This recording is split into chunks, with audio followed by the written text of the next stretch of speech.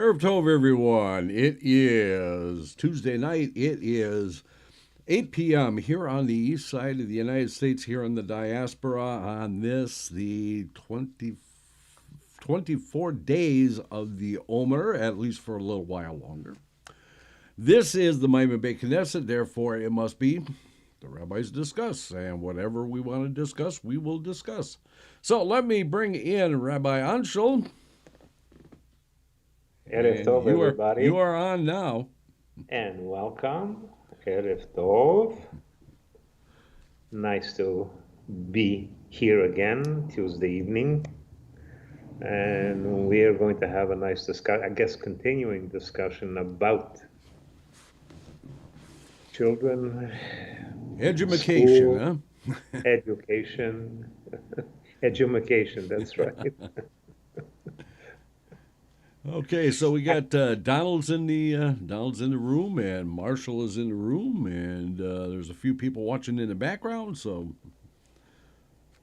more to come. You know, doesn't pay to be early. It's a subject that is of very much interest to me and to you, but in a way it's sad to what has happened. I was just reading today about the Haredi Jews and the ultra Jews, and some people are going to get mad at me for saying it, but I don't believe they're Jews because they don't believe in the state of Israel, but they live there. They get their pensions there for free, but they don't work and they don't add anything to the country. But they carry around the Palestinian flag. What am I supposed to say? Yeah, I know who you're talking about now. We don't need Arab countries as enemies. We have our own. We have our own. The two chief rabbis, they're at each other because none of them can agree with about conversions and about marriage and about divorces. Well, I think those two rabbis, chief rabbis, and the rest of them should concentrate at the root of the matters and start from the beginning. Forget about get and conversions and this. What about children? Yeah. What about parents? What about teach parents? There's thousands of families that came from Russia. They haven't got a clue about Judaism. How are they going to teach the children? How? They don't know. Well, yeah, exactly. Half of them are not even circumcised. Like my next door neighbor from used to be in Sosua. He never was circumcised. Yeah. So, how's he going to teach his children? His children, they didn't marry Jews. One of them married a Mexican. Oh, okay, she converted, and the kids go to Jewish school, which is fine. But he still puts up a Christmas tree. So, because he's got to make peace with the wife, Uh-huh. But when you do conversion, the understanding is that you will follow the Jewish faith, but that means nothing anymore, So. Yeah, Marilyn has joined us. Marilyn says they were at the Israel rally with their Palestinian flags. Of they course. had little kids with them too. Yeah. It's I don't know what's with them. But you know what bothers me the most? You have the Muslims and you have the Christians, and they're looking and said, "Oh, we don't need to be their enemies. They got their own." Yeah. It's why are they there? Why are the ultra-Orthodox and the Haredi Jews in Israel? Why are they there? They don't recognize the state of Israel. Why are they there? Why? Because they're a bunch of mooches. Because they collect money. The more children they have, the more money they get from the government. And I have to blame the government, like whoever elected Bennett, Yo-Yo, whoever elected the government is giving the money for free. Yeah. Well, yeah. I mean, I've never agreed with this whole idea of young men, not going into the army and going into study Torah and just studying Torah their whole life. You heard about the joke? This young Jewish lady from a rich family brings home a boy, and she presents him to the parents and says, Dad, I'm in love with this boy, and he's a Torah scholar, and I would like to get married. So they have a nice dinner, and then after the dinner, the father says to the man, come into my office. I'd like to speak with you. So he says, well, you're a Torah scholar. How are you going to be able to buy my daughter a beautiful home like this? He says, don't worry, God will provide. He said, okay. He says, what about a nice engagement ring? He says, don't worry, God will provide. So he keeps on going. So if he finally finishes with talking to the boy, he comes in and the wife says, so how did it go? And the guy says, he thinks I'm God.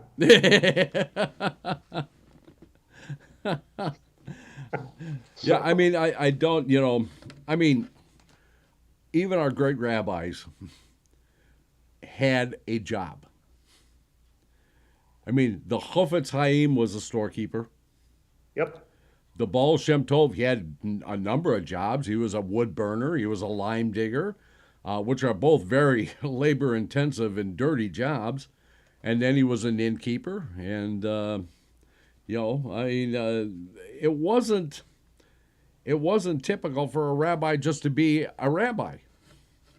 Yeah, but you see, that's and what made it even worse when Chabad came in, and then Schneerson. I mean, I'm not taking anything away from the rabbi. He was a smart person, but once he said that all the boys before they get married should become a rabbi, well, they study for 10 months and they get a smicha, which really means how much can you learn in 10 months. Yeah. But then he said they're not allowed to go to regular school. So how are you going to get a profession? So what ends up? They both end up just going door to the mooches. That's all there is. I know I was around them for almost 20 years in Fort Lauderdale. I was around them. And I've seen them. In no schooling whatsoever. Yeah. How are you supposed to provide a good income? So, it's a shame what's going on in Israel. It's a shame what's going on in our land, and you can't blame everything. Times are tough. Both husband and wife work, and I can understand, and I'm not taking anything away from them. But they also have to think of the children. Children are our future. If they don't know anything about Judaism, yeah, it's just going to die. Yeah, I mean, you bring up a good point that both parents work, and I mean, when I was growing up, my mother was home. My father worked, but my mother was home. And said, well, it costs more these days and stuff. I said, no, that's not the reason. The reason is that back in when we were kids, our parents didn't have a cottage up north. They didn't have 2 cars and snowmobiles and ATVs and stuff like that. Didn't take vacations to Disney World and Universal Studios and go across the country to do that kind of stuff. You know that I was 14 years old before I saw a human car. I saw trucks, Russian trucks, plenty. I never saw a human regular car. I saw horses and drawn horses and sleighs. Never saw a car. Never saw a banana till I was 14 years old. Didn't see a lot of things. Right. I never saw a ball. We used to make it out of rags. And we didn't complain because we just didn't know any better. But our parents made sure that we went to the regular school and we did our homework. And then we went to Jewish school and we went to evening prayers. Mm-hmm. And then we came home and we ate and we went to bed. And this was 6 days a week and Shabbos was Shabbos. Yeah. and you knew what you could do on Shabbos. Believe me, because if you didn't, well, you had to answer either to your grandfather or to your father. And you said, why did you do it? Well, if it was something that we didn't know, then we would explain. If we knew and we did it, well, it was right across the ass. So, you know. Well, this goes to a larger problem because, I mean, the education, not just Jewish education, but education in general, has lowered the bar so low that, I mean, there was something, I came across this a while ago. I'm sure a lot of you have seen this.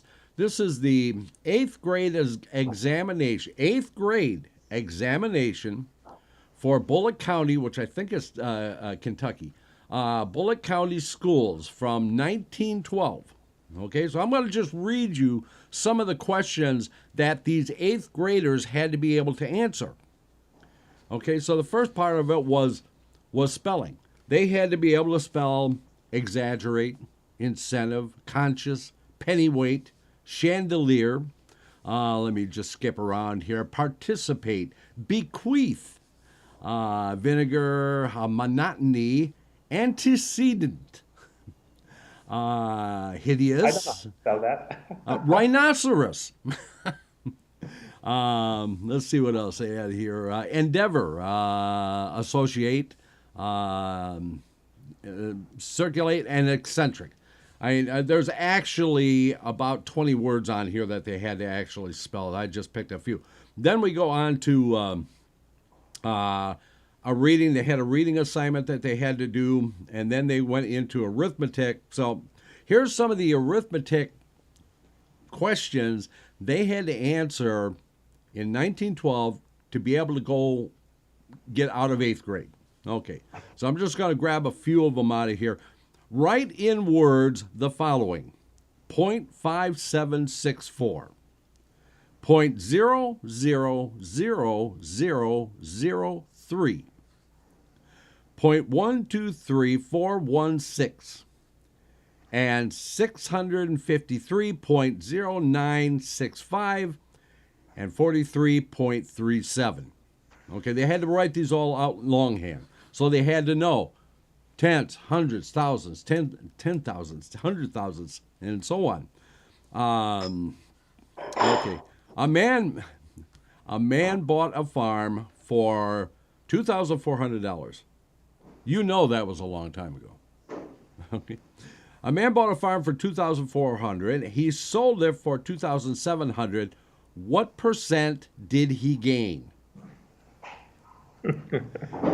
Here's the next one. A man sold a watch for $180. He lost 16 2/3%. What was the cost of the watch? Okay, here's a really interesting. Find eighth grade. You'll like this one, Ancel, as being an accountant.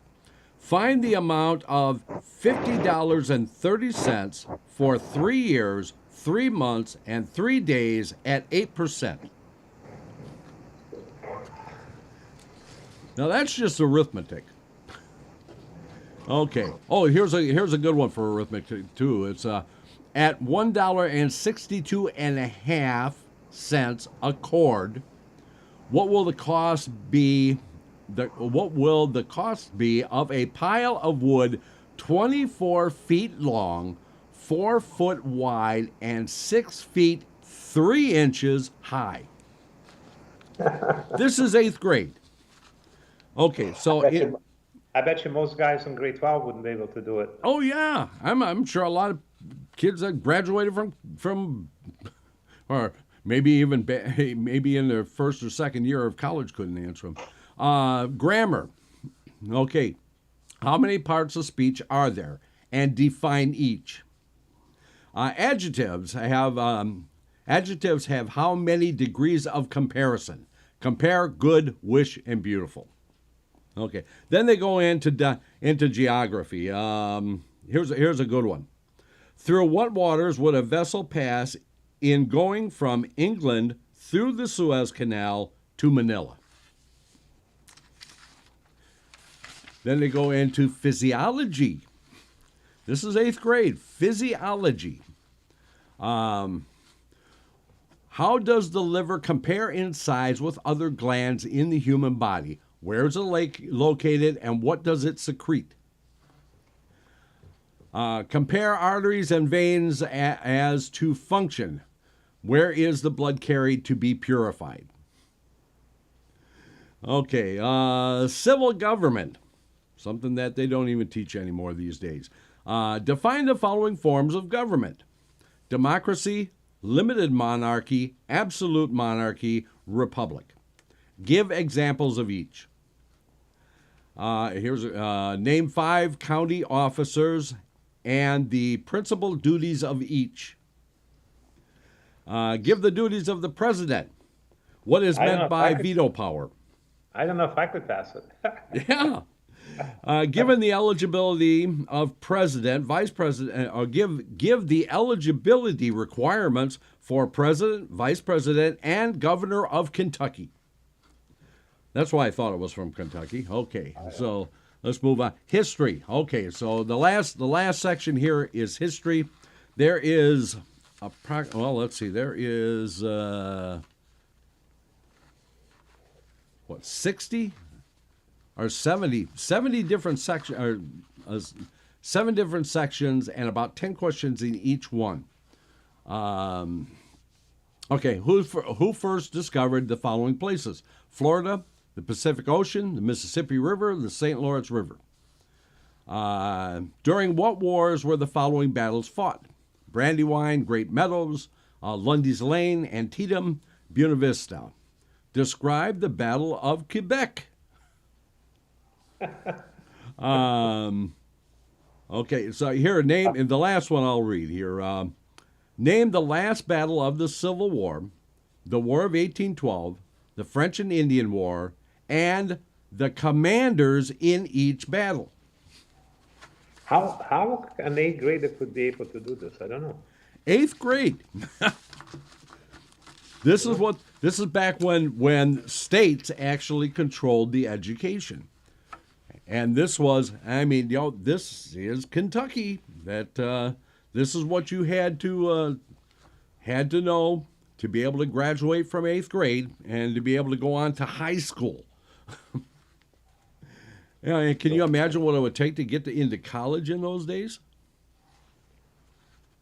But I mean, this is a general issue of education in the United States and in other parts of the world too. Why we have gone from a very high level of education in the United States, in the world, to something like 15th or something like that. But I think not. If you look at them, they're more interested in the LGBT or whatever. They're more interested in fighting Roe versus Wade. There's nothing. Well, they're more interested in indoctrinating people into a political ideal than they are in teaching them plain things that will get them through life. Listen, I was rebuffed because I made a comment, and I made a comment like this.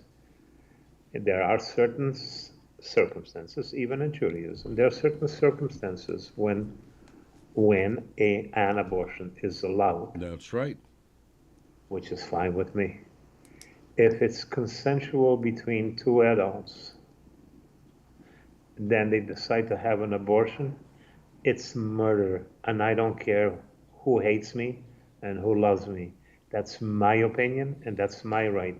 If it's consensual and everything is healthy, and you want an abortion, that's murder. Plain and simple. Like I said, people can hate me or they can love me. It doesn't matter. It's my opinion. But the whole system is broken down. They teach sex. They teach anything and everything that does not have to do with a basic education. These poor kids are going to be lost in this world. I mean, people come out of college. Here, how many people do you know and I know quite a few Jews. I'm talking about our own. How many people can sign their name in Hebrew? Or Not, yeah, well, in the United States, not very many. I've known a few rabbis who couldn't sign their name in Hebrew. Mm. Let's forget about Frank. You know, he's. But I'm just saying, how many people do you know, or do I know, that cannot write the name in Hebrew? Yeah. Is that basic enough? Well, yeah, and How I've read I've read a few interesting articles about education, Jewish education, and they all seem to come down to the same thing, that that number one, first of all, that of the Jews that are in here, only 25% of the children actually go to some kind of Jewish education. Now they're saying that's a little bit misleading, because that includes things like somebody going to learn how to read and write Hebrew, like a 1 hour a day course, and then you have and I it's a used one to. day hour course, you learn nothing. Yeah, yeah, but I mean, like 1 hour a week for like 6 weeks or something like that, something like that. But they're counting that in there, and they said actually the number is probably 25% of that actually go to some type of consistent Jewish education. Doesn't exist. The only time I will see them is either for a bar mitzvah or a bat mitzvah.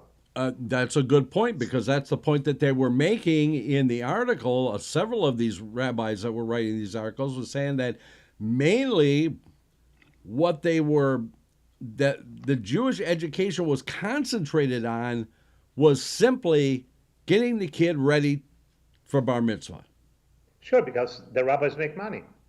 Yeah, but I mean, they don't go into detail on anything. It's just basically give them the knowledge. Because let's face it, here in the United States, most of these kids going to conservative reform, or even some of the Orthodox schools, where they go maybe 2 times a week, for a couple hours, so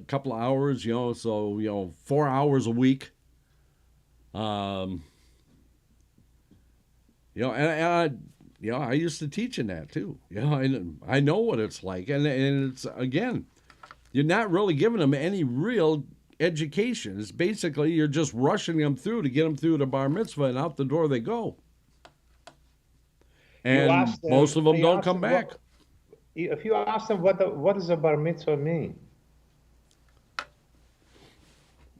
none of them would know, because they go into whatever, to the rabbi or whatever the teacher is, and he says, well, this is the beginning of the prayers, and he starts to show them the prayers.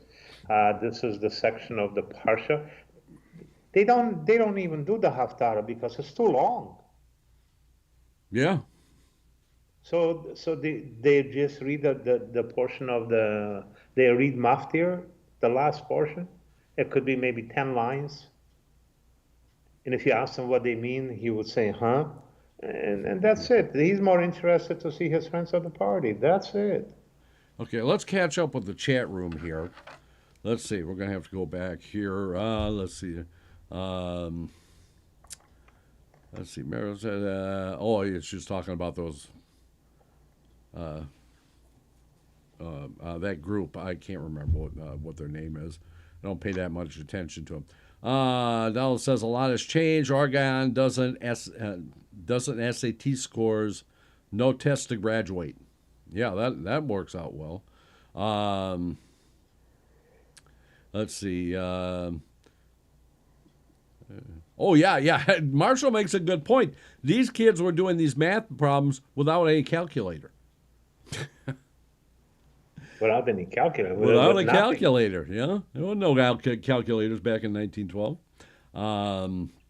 Okay, so let's see. Marshall, okay. Yeah, right on, Rabbi. Most go to tutors Oh, I'm talking about bar mitzvah students. Most go to tutors.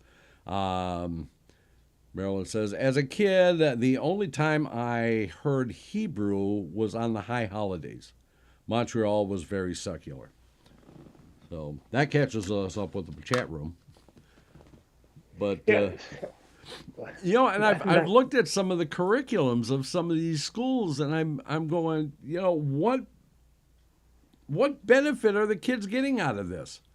Why are we teaching children in the religious school about these concepts of social justice? I mean, it's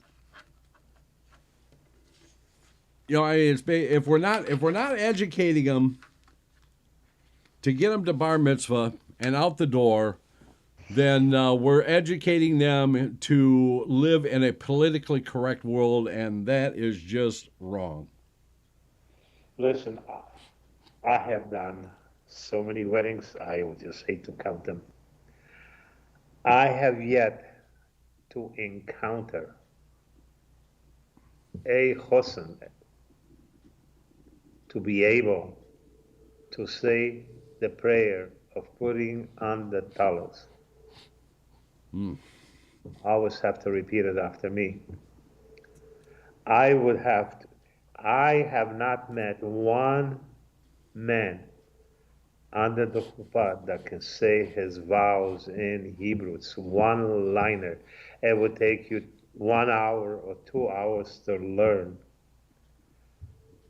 Yeah. I have met 99% of the brides who cannot say those 4 words in Hebrew. They don't know them, they don't ask, and they don't care. Do you know why? It's because I'm going to say it with them. Yeah. So why should you learn? It becomes, it's like a motorized education. It's in and out. Mm-hmm. If you ask most of the kids the meaning of Rosh Hashanah, because it doesn't really mean what it says. Right. Yom Kippur or Sukkot or Pesach, or what are you allowed to do in Pesach and what are you not allowed to do in Pesach, and why? 9 out of 10 wouldn't know it.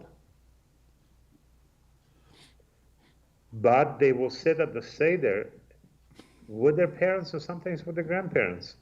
And those kids, they have a mouth. Ask a question. Nobody's going to get mad at you for not knowing.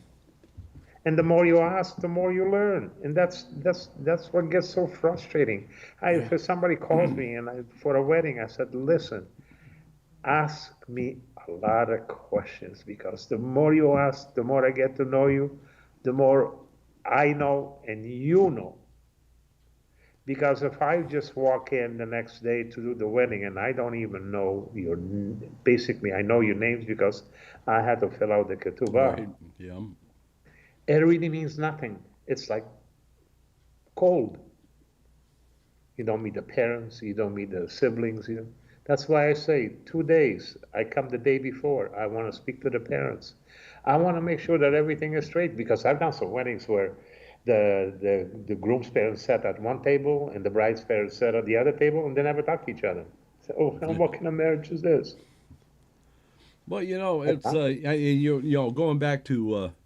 going back to Pesach, and I've been saying this for years, is that when we get to the Haggadah is great, okay, but when we get to the portion where we're telling about the Exodus, take the Haggadah and close it and set it off to the side and tell it, because that's exactly what the Torah tells us to do. Tell it, because if you tell it, how many fathers know? Yeah, but if you tell That's it, the problem. Well, if you tell it, or have the kids, they know how to read. Let them read and let them ask. It's a lot of fun. It's more fun to do it this way. Well, my point is that if the parents take the Haggadah and set it down and they tell the story, that makes an impression on the children. They say that, okay, this is so important that my father knows it by heart.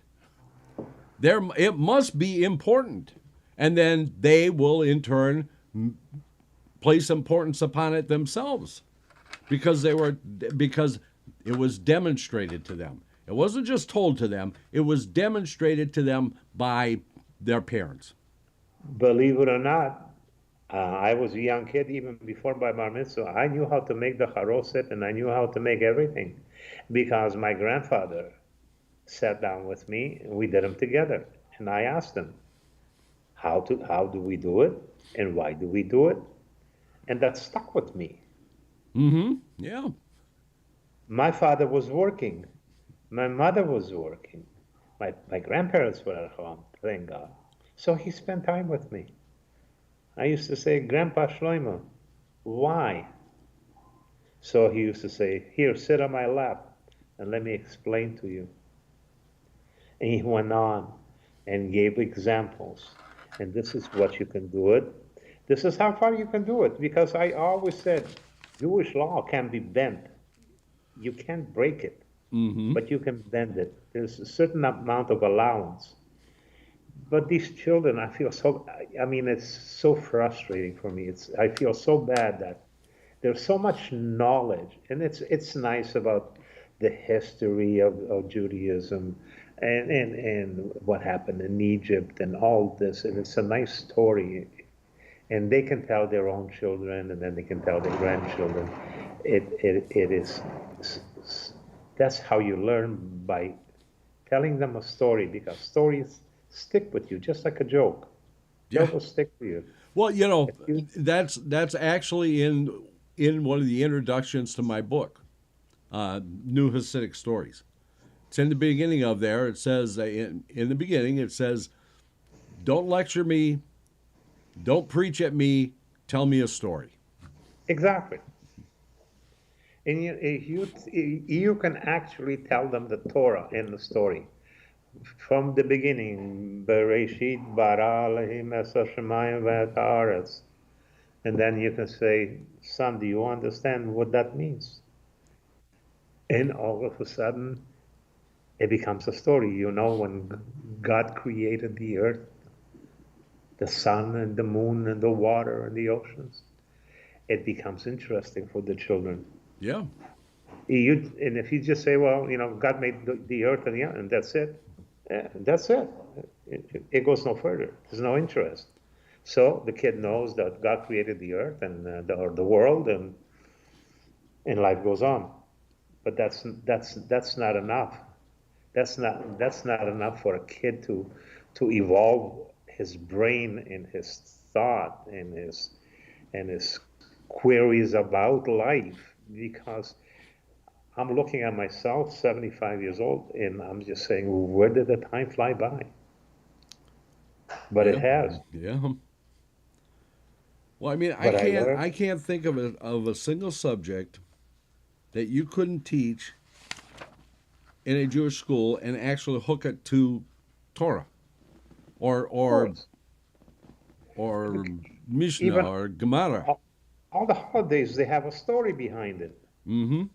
You know, and you can tell it in a story that is understandable to their level.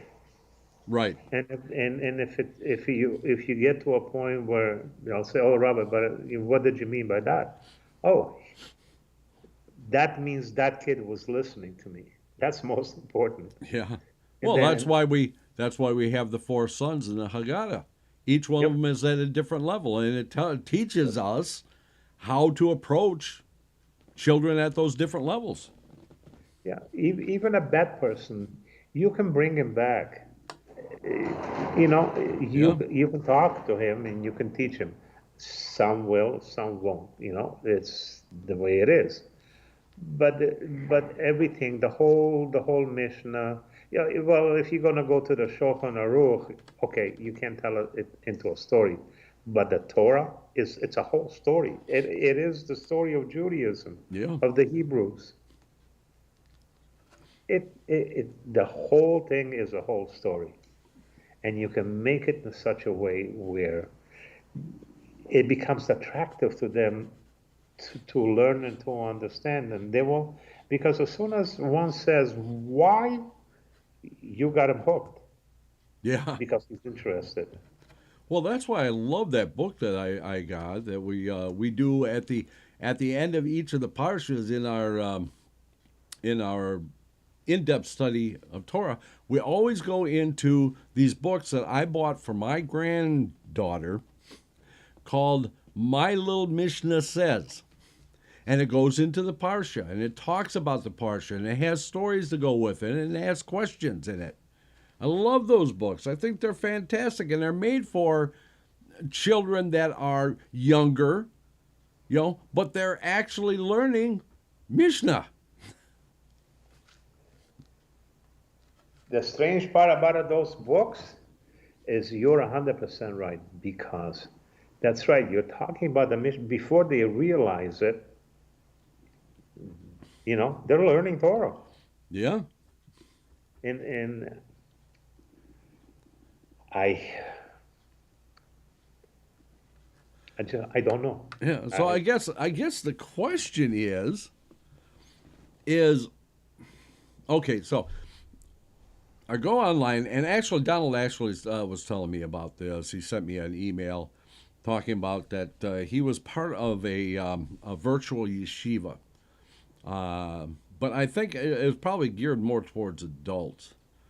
And I've seen some Hebrew Jewish schools online, but they're expensive.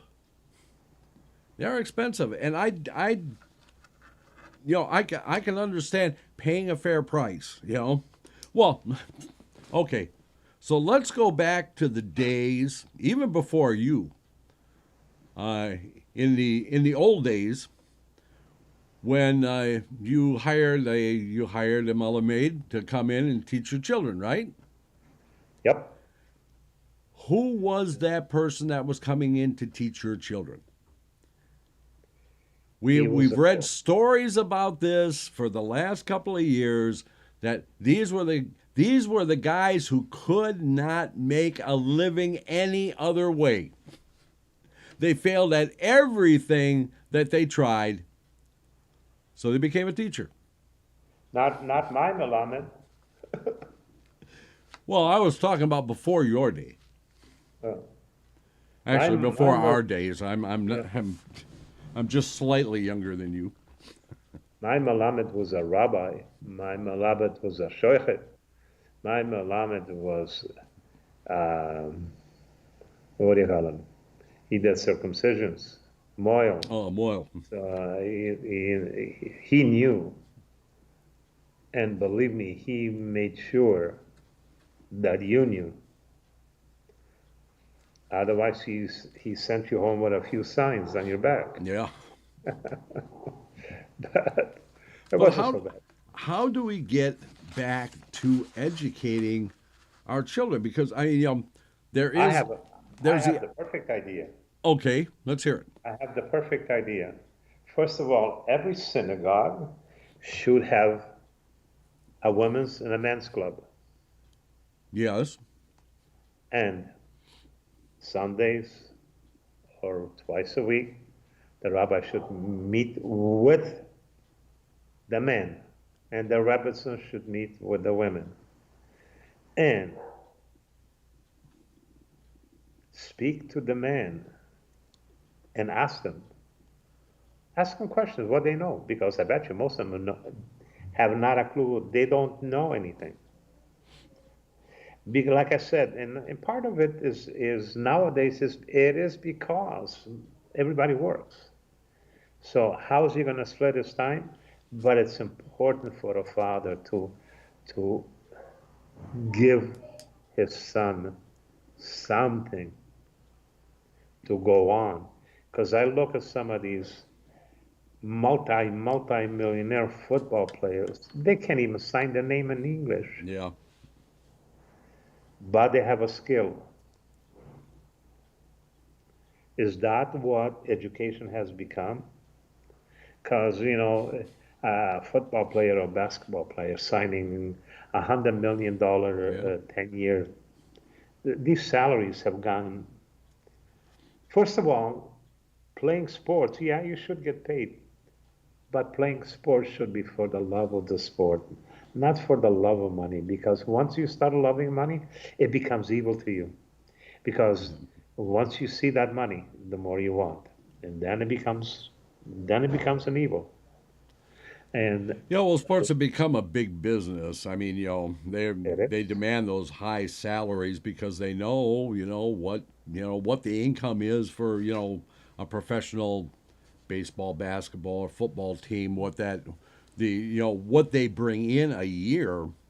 You know, Question, question. Show me who's worth that kind of money? How do they set the not standards? not Who's not worth anybody, $100 million? not When anybody playing a game for a living.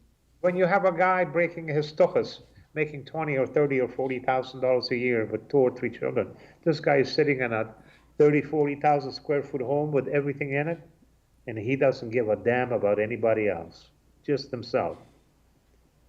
So, so, so what is the school has taught him? The school has taught him that he's worth so much money because he has a profession, Hmm. football player. I'm not saying some of them do graduate as doctors and lawyers. I'm not saying that. Oh yeah, yeah. But We have some examples of yeah, football players and or baseball players. I know a lot more about baseball than I do football. yeah. But But how baseball many? players who had real promising careers and just left it because they said I'm going to law school or I'm going to be a doctor. Yeah. Look at Tillman, who gave up as a professional football player, and he went to Afghanistan, and he gave Yeah, up his life for his country. right. You know, there's, but how many? This is the whole. But having a men's club and the rabbi going in every Sunday discuss something else, and the rabbi could say, it would be nice if you sat down with your children and tell them what you learned today, and slowly but slowly they'll get interested, but it's going to take time. My question is, do we have this time, or do the parents have this type of patience? Do they really want to do it, or are they just interested? Oh, my son is going to be a lawyer. My son is going to be a doctor. Yeah, my son is going to be a dentist. That's all they're interested Yeah, the in. problem is if they want to, what are the resources to them? Yep. Yeshiva education is very expensive. You know that. And there isn't a whole lot of resources online for a parent to be able to take advantage of that. I mean, the largest portion of the Jews in the United States, if they're not secular, they're either reform or conservative. So Let me ask you something. A Jewish boy, 12, 13, 14 years old, I guarantee you he has an Apple computer, right? well, maybe not an Apple if he's smart. That's not. What? Okay. Whatever. Not a big fan of Apple. Okay. Tell me something. Is there anything on Google he cannot find an answer to if he wanted to? If he wanted to, no, no, Yep. there isn't. I mean, it's That, all out there. I mean, you just have to be careful about who your sources are because I mean, if you're going to go to Wikipedia for answers, yeah, God help you, yeah, because no. But I'm just saying, because if he had a question about kashrut, you can get in touch with there's a lot of people who you can call, or you can Google. It is, the whole thing boils down to, do they want to? How many people are kosher? yeah, I mean, somebody would have to put a shotgun in my mouth and pull the trigger, but I'll never eat bacon. I'll never eat pork. I don't care. It just won't do it. You can shoot me. yeah, But there's a lot of Jews who go Sunday for bacon and eggs. yeah, true, yeah, Oh, yeah. I've sat with, but I had to go out because and the worst thing for me is the smell of bacon. I mean, I will just turn green. So I sat outside and had a coffee. The other ones had eggs and bacon. mm. We were going fishing, but listen, they're responsible to God, not to me. So, I Yeah. don't judge them. But like I said, I've been around them. And that's the sad part about it is as me being able to go through this 75 years of my life and seeing the state of Israel, seeing the state of Judaism, and what has the one smart thing that Rabbi Schneerson always said, because there was a woman, she she asked him, I said, can you explain to me what a reform or Oh yeah. conservative? That you've seen that one, Yep. Yep. yeah. And the rabbi said, a Jew is a Jew. Yeah. He said these are just artificial constructs, Exactly. just a way to separate people. Okay, so we are at our halfway point. We're going to go ahead and take our break right now. And I'm going to turn you down, Ancel, and I'll be back Okay. with you momentarily. Okay, so when we come back, we're going to talk a little bit more about how do we address this, and maybe come up with some resources for parents to be able to use. So, okay, so we're going to take our break. We will be back in 6, so stay tuned. Let's all go to the lobby. Let's all go to the lobby. Let's all go to the lobby to get ourselves a treat. Delicious things to eat. The popcorn can't be beat. The sparkling drinks are just dandy. The chocolate bars and the candy. So let's all go to the lobby to get ourselves a treat. Let's all go to the lobby to get ourselves a treat. It's intermission time, folks, so hurry, hurry, hurry. Step right over to our refreshment center for the most extravagant array of refreshment goodies ever assembled under one roof. Enjoy breathtaking, mouth-watering goodies, everything from a snack to a delicious full meal. At our refreshment center, you'll find a large variety of goodies to satisfy your hunger, your thirst, or your sweet tooth. So hurry, hurry, hurry. Visit our refreshment center now. The show starts in 5 minutes.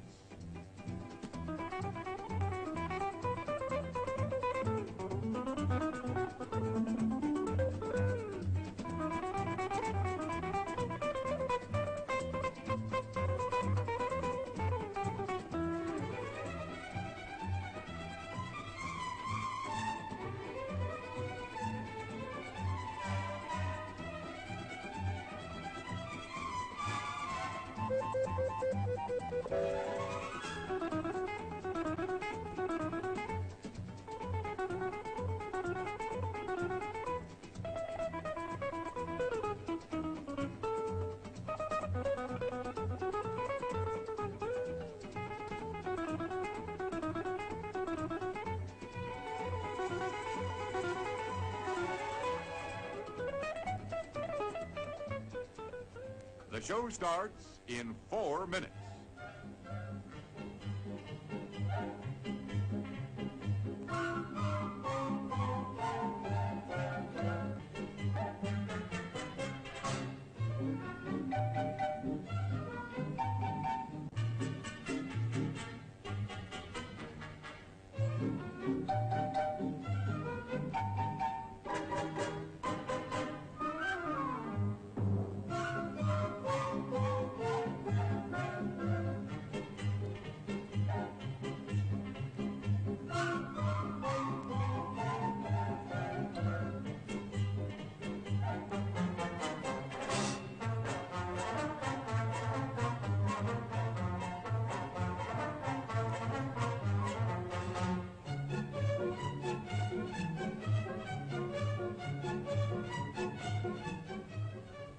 The show starts in 3 minutes.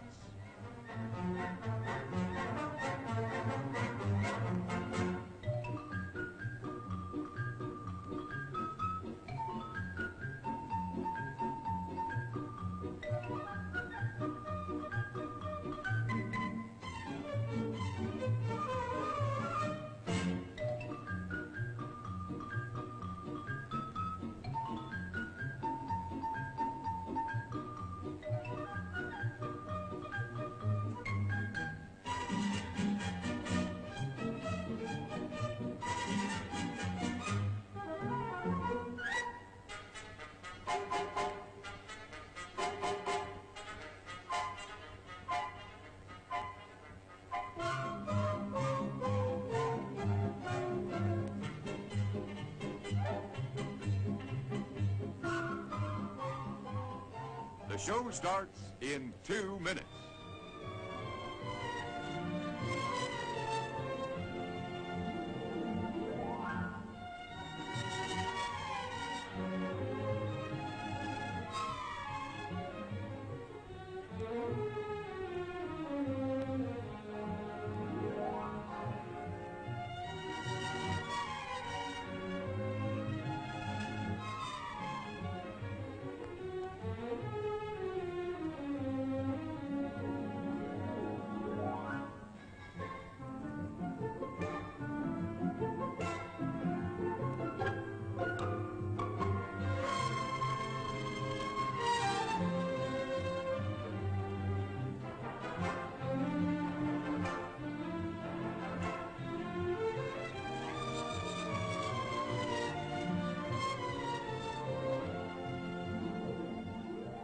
The show starts in 1 minute.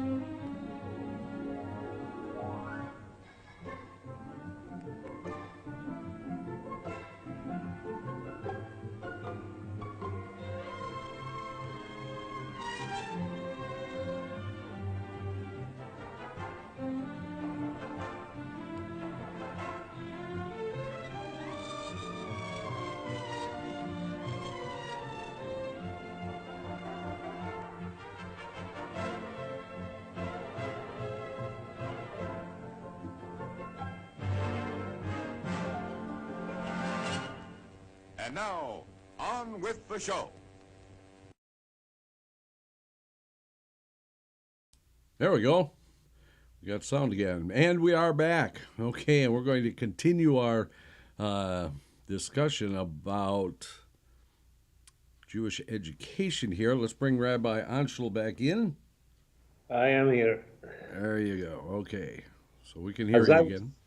So I was saying to Aryel at the break, I think that one of the best thing would be, and there used to be where some synagogue had a men's club that would meet on Sunday, that would have them, they would eat a brunch with the rabbi, and sometimes they would have a brunch with the ladies, and they would get together with the rabbis and talk about the women's troubles and problems, and the rabbi would talk to the men, and surely enough that he would teach them, and with the hopes that he would, or the children would come and ask them what they did, and he would teach them, and that's how you get children interested. Because, like I said, it's if you tell it in a story, it becomes interesting.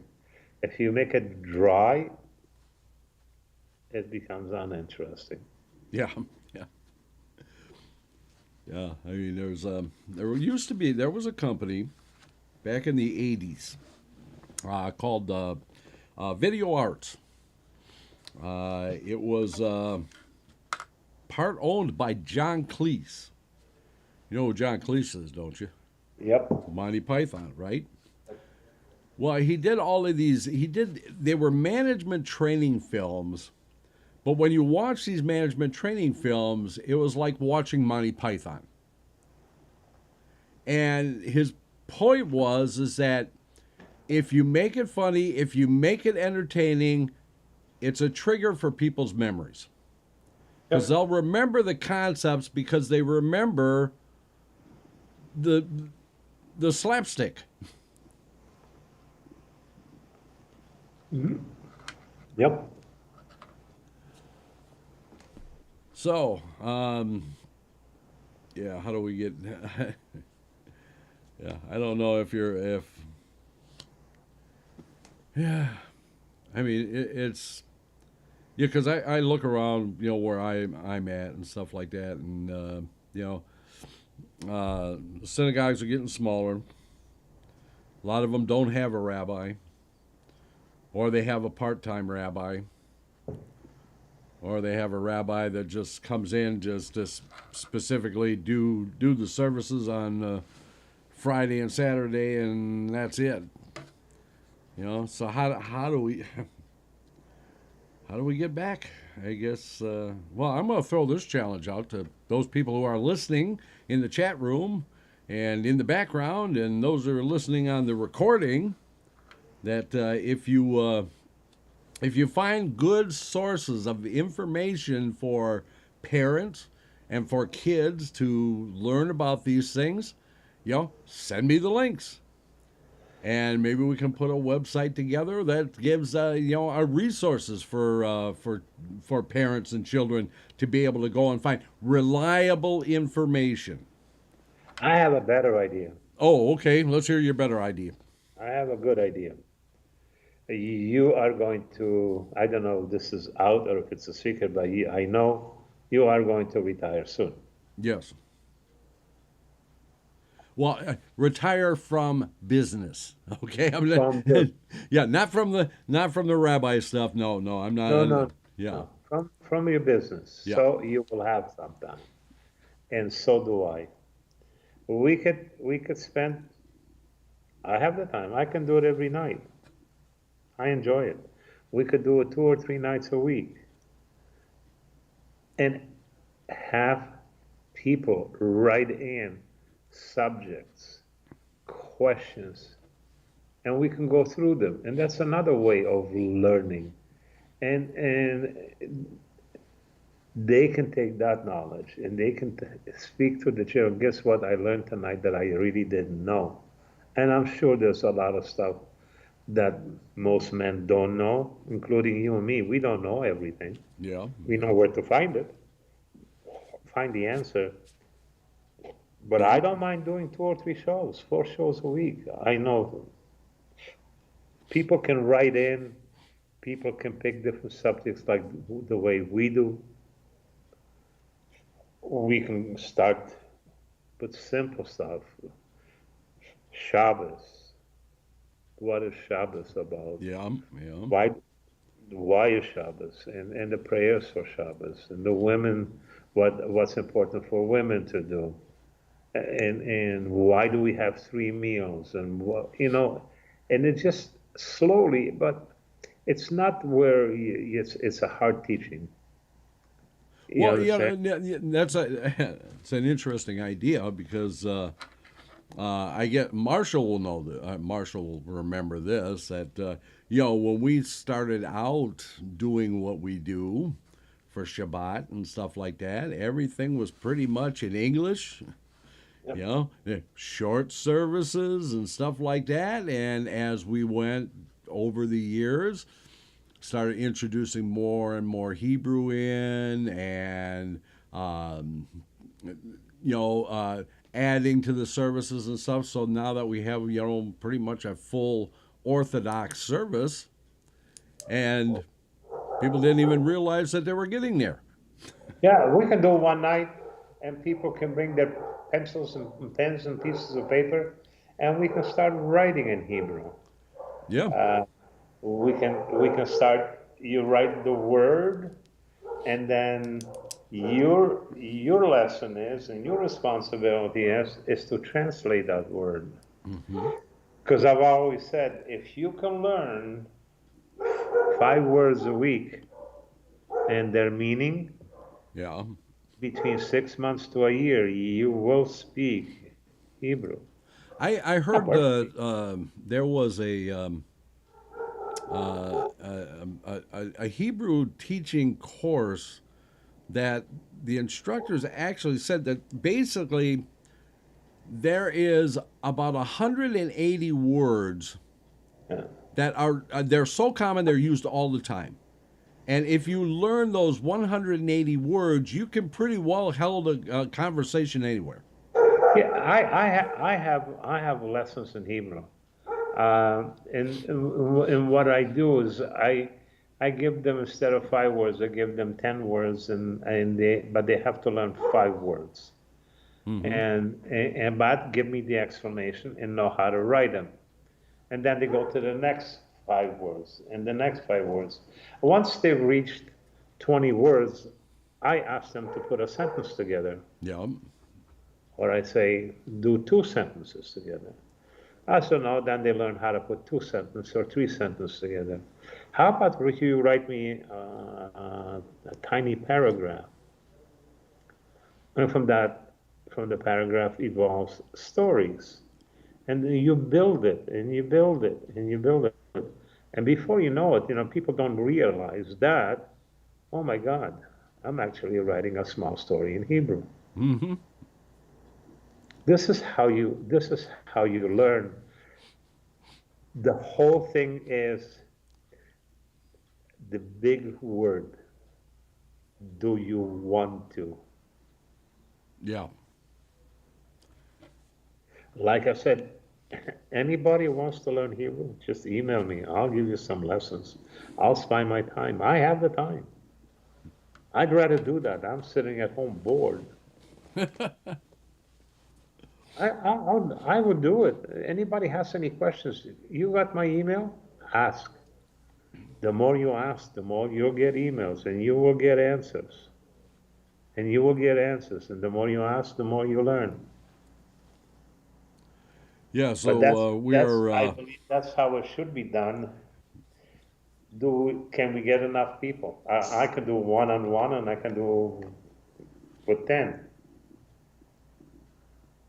Oh yeah. I mean, with the between Skype and Zoom and stuff like that, we have the capability to be able to do groups. Yeah. So And it doesn't have to be just Tuesday night. Okay, Wednesday night is Torah study. We can do it Monday night. We can do it Thursday night. I don't mind. yeah. Well, we always take the summer off. That's okay. Yeah, we got after tonight 2 more classes, 2 more weeks, and then we go on hiatus for the summer, and then we come back after the high holy days, and we pick up where we left off. So, but I'm in the process now of redoing the shul's website, and we can add some of these things onto the website.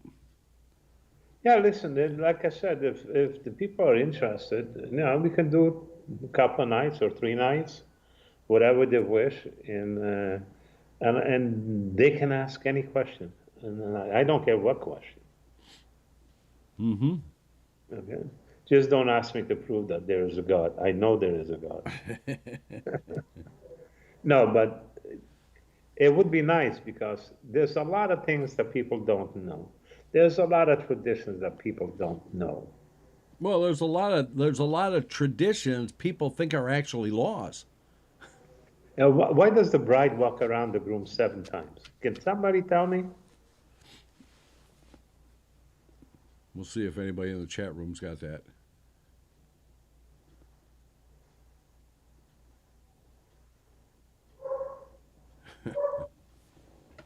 Well, so far nothing.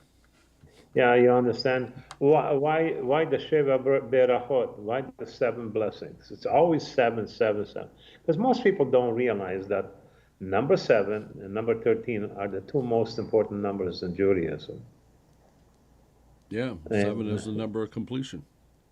Yeah, 7 days God created the world. Mm-hmm. The 7 blessings. Most holidays, a lot of holidays are 7 days. 13 is a very important date. A boy becomes a man. And this is why I always say most people are not aware that if you're 91, you're supposed to have another bar mitzvah. Right. Because 7 times 13 is 91. People are shocked to hear another bar mitzvah. I say, yeah. But these are small things, but, are you allowed to ride a bicycle on Shabbos? Yeah, are you allowed to go swimming on Shabbos? Yeah, you understand? So these are small things, and these are even grown-ups that are even listening in the room. Write down, send me 10, 20, 30 questions. You'll be surprised that in 6 months you're writing so many questions, and I give you the answers, or you can Google the answers. You'll be surprised how much you learn and how much you can teach your children or your nephews or your grandchildren. You'll be surprised. All of a sudden, you know that you have done one of the biggest mitzvahs is to give the next generation a chance to survive and make Judaism stay alive. That, to me, is one of the greatest mitzvah a human being can do. Because otherwise, it's going to get lost. Yeah. Well, the Talmud says that one who teaches a child Torah becomes his father. Yeah, That's how important it is. Marshall says in the chat room, he says the 7 times around the groom, he demonstrates that the bride is the center of the groom's life. There's also another meaning. It says that a lot of men do not know how to show love. And it's true. So it says that the bride walks around the groom and breaks down that wall around him. Hey, it's not written in going around the walls of Jericho, huh? It's not written in the Torah. Yeah, exactly.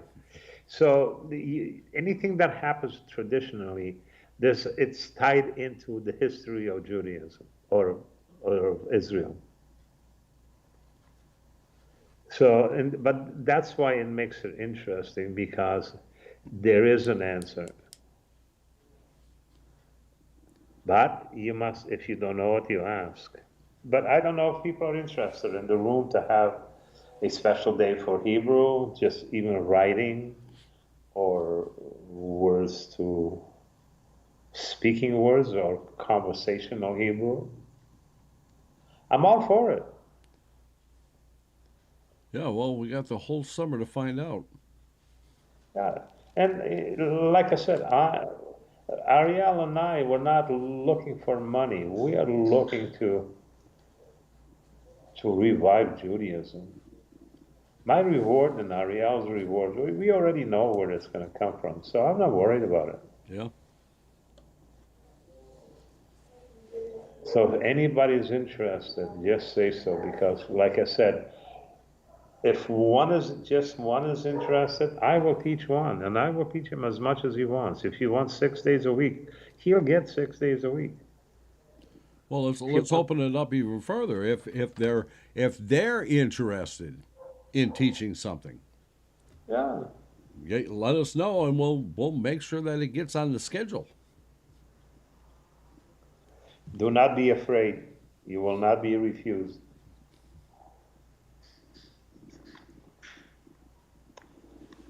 It's quiet. Yes. Yeah. So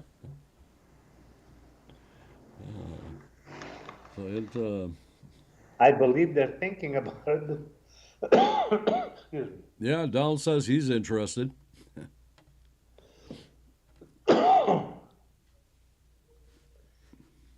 There's so many nice things. There's so many, and there's so many stories about Israel. Excuse me. And I can talk about the 6-Day War. I wasn't in it. I can talk about a lot of things. I can talk about Eretz Yisrael. I can talk about, Yam HaMelech, the Dead Sea. There's so many beauties. This in Jerusalem. It's, been there a few times. It's the strangest land, the strangest feeling. No matter how many times I've gone down that first step on the ground, I go down to my knees and kiss the ground. It's just, everybody does it. It's something that attracts you immediately. I have never seen anybody walk down the plain, not get down on his knees and kiss the land of Israel. So, there's a lot of history, and there's a lot of meaning there. Yeah. And Now, a few weeks ago, we finished Zeta's Stories Corner. We were reading the children's stories by Isaac Bashevis Singer. And we finished the stories, and we went on to the stories of the Jewish diaspora, the Sephardic Jewish diaspora. But there was a piece at the end of that book, of Singer's book, that I wanted to read at the time, but it just didn't happen. So I'm going to take the opportunity to read it now because I think it's kind of apropos to what we're talking about. So, and this last piece in his book is called "Are Children the Ultimate Literary Critic?" So, children are the best readers of genuine literature. Grown-ups are hypnotized by big names, exaggerated quotes, and high-pressure advertising. Critics who are more concerned with sociology than with literature have persuaded millions of readers that if a novel doesn't try to bring about a social revolution, it is of no value. Hundreds of professors who write commentaries on writers try to convince their students that the only writers who require elaborate commentaries and countless footnotes are the true creative geniuses of our time. But children do not succumb to this kind of belief. They still like clarity, logic, and even such obsolete stuff as punctuation.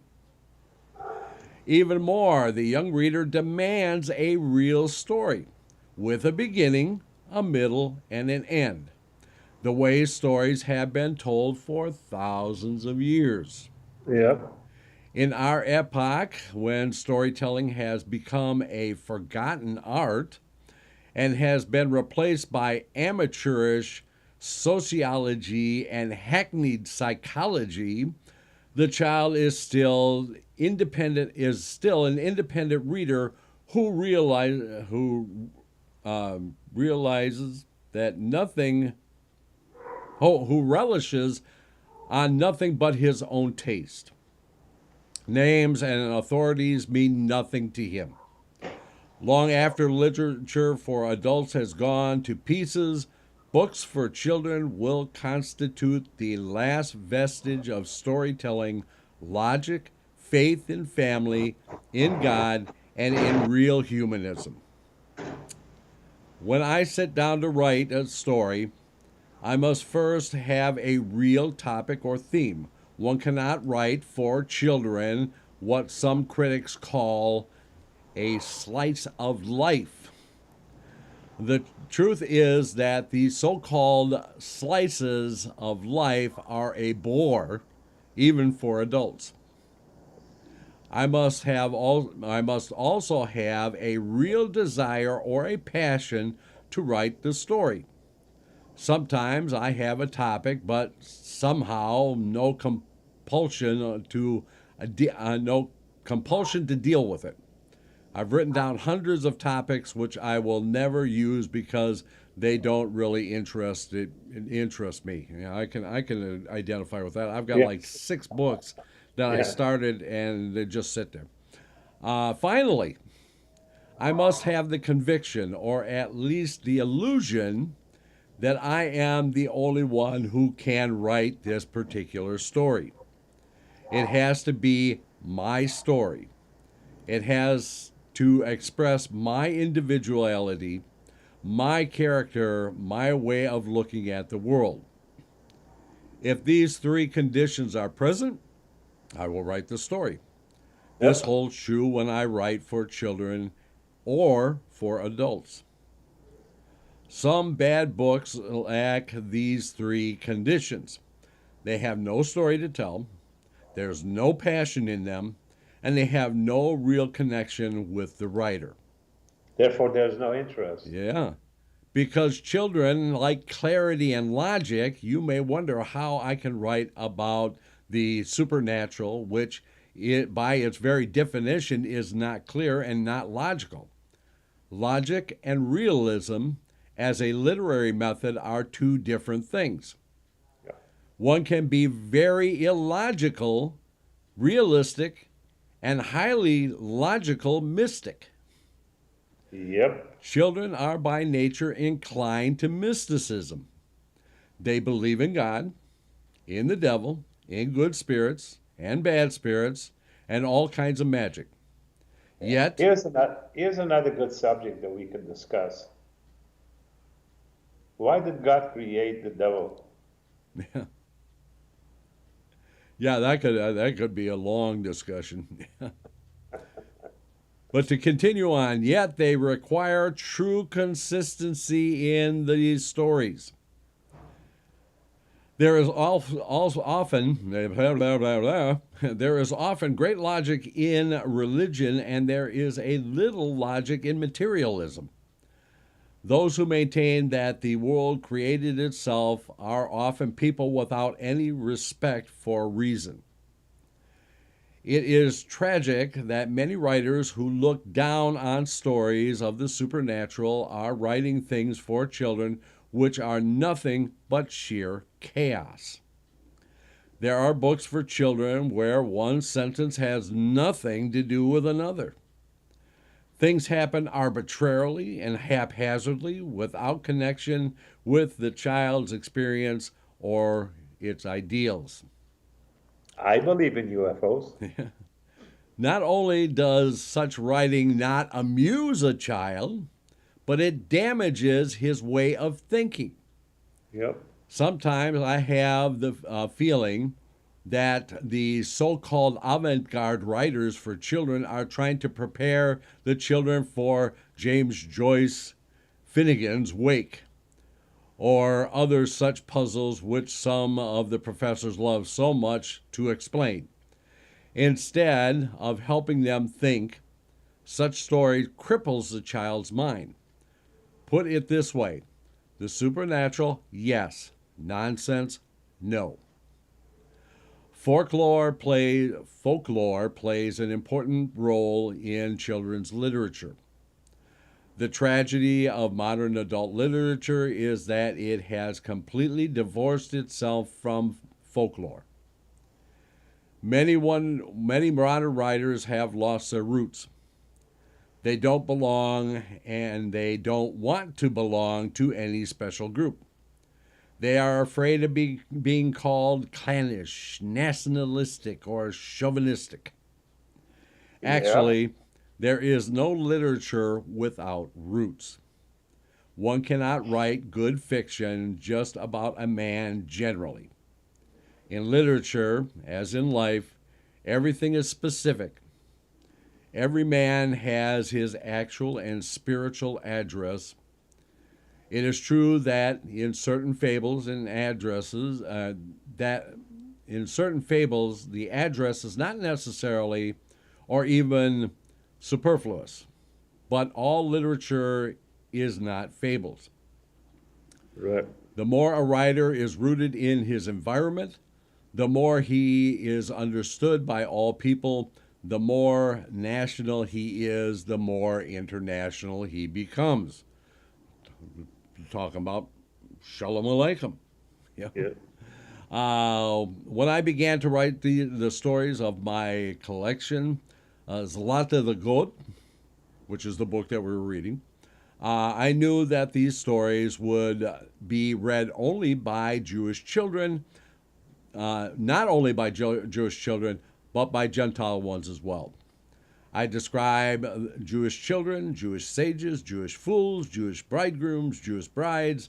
The events I relate did not happen in a no man's land, but in the little towns and villages I knew well and where I was brought up. My saints were Jewish saints, and the demons, Jewish demons, and this book has been translated into many languages. Many of today's books for children have no local color, no ethnic charm. The writers tried hard to to produce merchandise which appeals to all, that they appeal to none. By the way, the Bible, especially the book of Genesis, teems with stories for children. All of Yep. them short, clear, deeply rooted in their time and soil. This is the reason for their universal appeal. Without Marilyn still folklore, in the room? pardon? Marilyn still in the room? Um, is she still there? Yeah, I think she is. Ask her. Oh, can she hear me? She can hear you. Okay. Do you believe in God?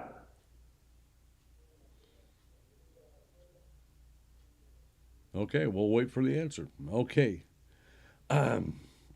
Without folklore, let's see, we already did that. Some writers sit down to write a book not because they love the story, but because they are in love with the message it might bring. There is no famine of messages in our time or in any other time. If all the messages disappeared, only the Ten Commandments remain. We Yep. would still have enough messages for the present and for the future.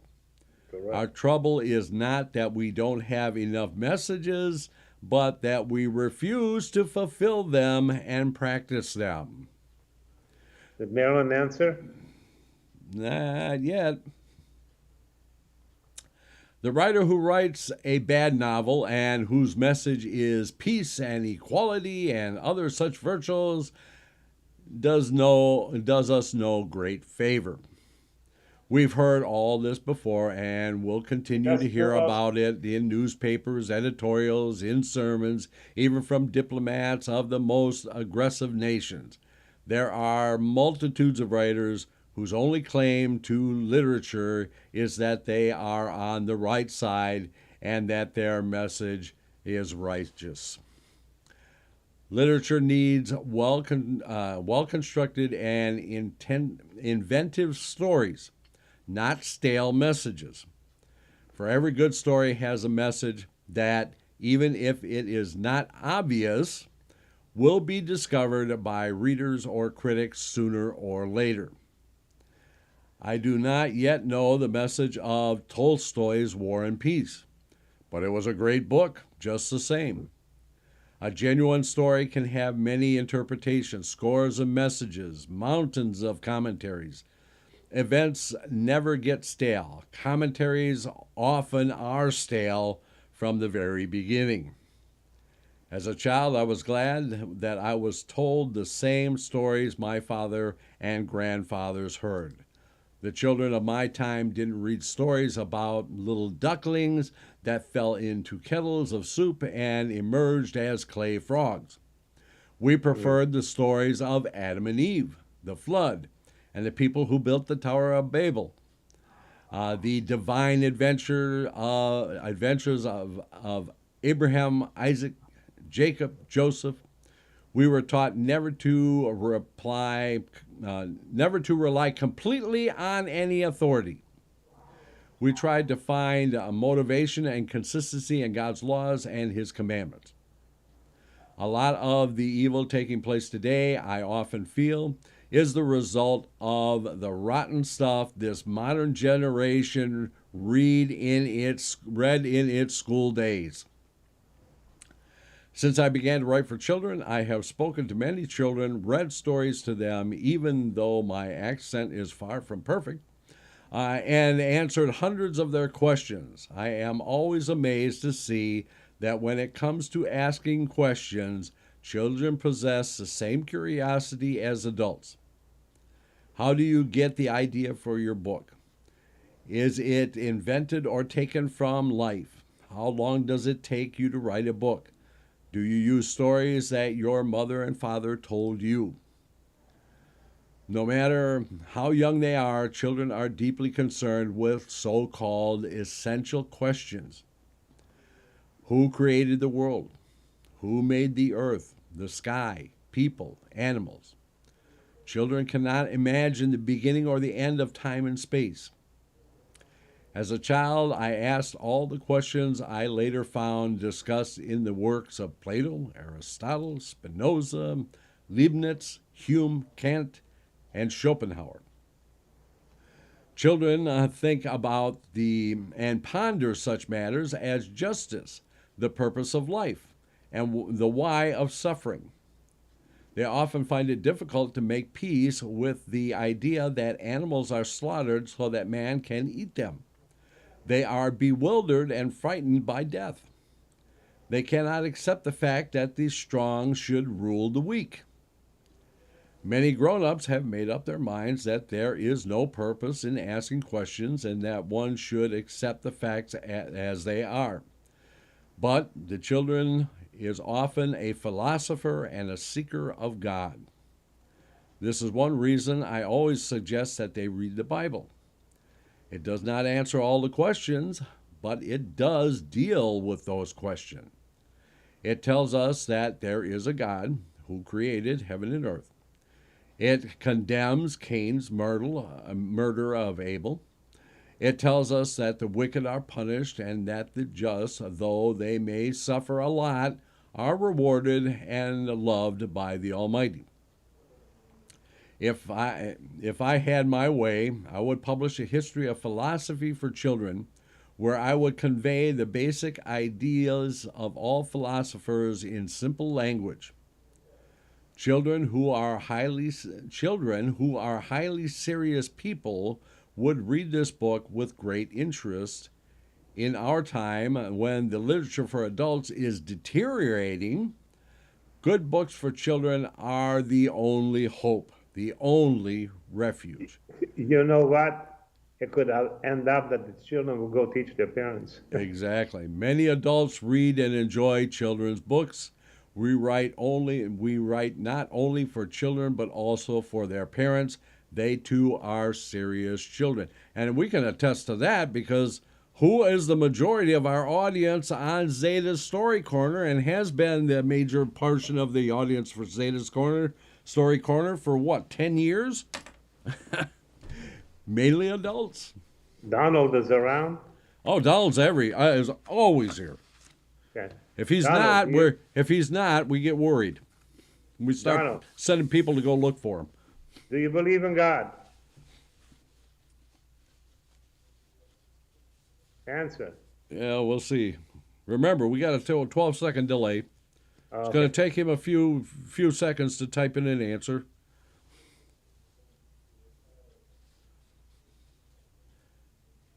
And we will see. And Donald says, ha, ha, ha. That's not an answer. He says yes. Yes. Do you have faith in God?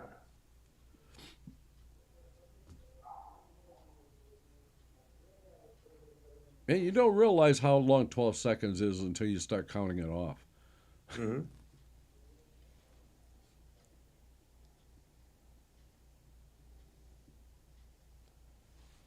And we're still waiting.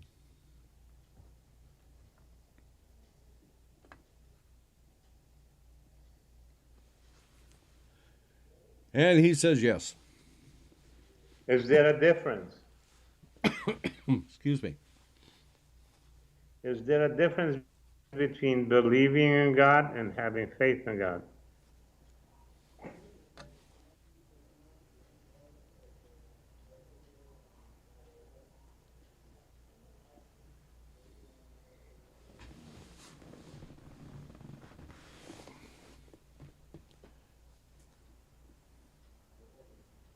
And we're still waiting.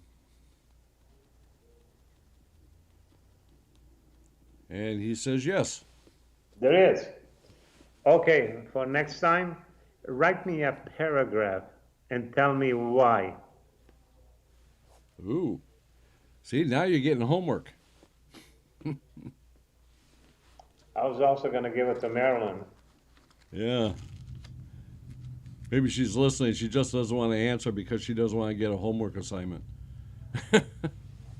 Okay, well, we've come to the end of our time. I'm going to turn you down here, Ancel, and I'll be back with you in a moment. Okay, so hope you enjoyed our discussion tonight. Tomorrow night at 8 p.m. Eastern is the Torah study in depth with myself and Rabbi Ancel again. And then Friday night at 8 p.m. Eastern is Kabbalat and Mariv, the Shabbat service. And then Shabbat morning at 10 a.m. Eastern is Shachrit and Musaf. And then back here on Monday for Zeta's Story Corner at 8 p.m. Eastern. And right back here again next Tuesday for the Rabbis Discuss. And we'll figure out what we're going to discuss sometime during the week. So, until we meet again, then we'll just simply say, Laila Tov.